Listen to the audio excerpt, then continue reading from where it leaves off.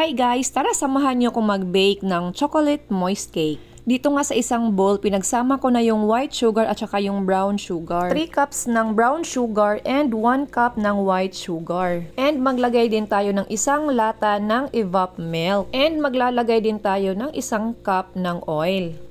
And haluin na natin ito.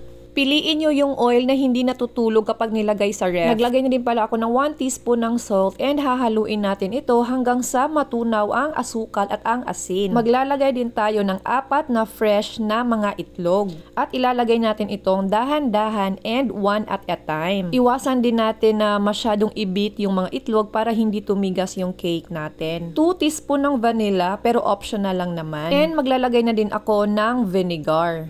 And haluin na lang natin itong mabuti hanggang sa mag-combine sila and matunaw nga yung mga nilagay natin kanina. After nyan, mag-a-add tayo ng 3½ cup ng all-purpose flour, 3 teaspoon ng baking soda, and 3 teaspoon pa din ng baking powder, 1 teaspoon ng black coffee. Sift lang natin para mawala yung mga buo-buo. And mag-a-add na din tayo ng 1½ cup ng cocoa powder. Sift din natin kasi marami talagang buo-buo ang cocoa powder. And ayan na, hahaluin na lang natin itong mabuti. Dahan-dahan lang kasi baka tumalsik yung mga dry ingredients natin. Medyo mahirap ang paghalo nito kasi medyo sticky na yung natin, yung cake. Haluin lang natin itong mabuti pero tandaan pa din na hindi ito pwedeng ma-overmix. Ayan, at hindi na masyadong kita yung mga dry ingredients, mag-a-add na tayo ngayon ng 2 cups ng boiling water. Naglagay ako ng 1 cup tapos hinalo ko, tapos mag-a-add tayo ng 1 pang cup and halo din. So hindi ko sila pinagsasabay katulad ng itlog.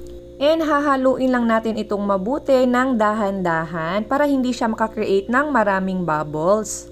And tandaan pa din na bawal itong ma-overmix. So gumamit ako ng spatula para ma-mix talaga pati yung ilalim. Bago natin isalang yung cake sa oven, dapat naka-preheat na tayo.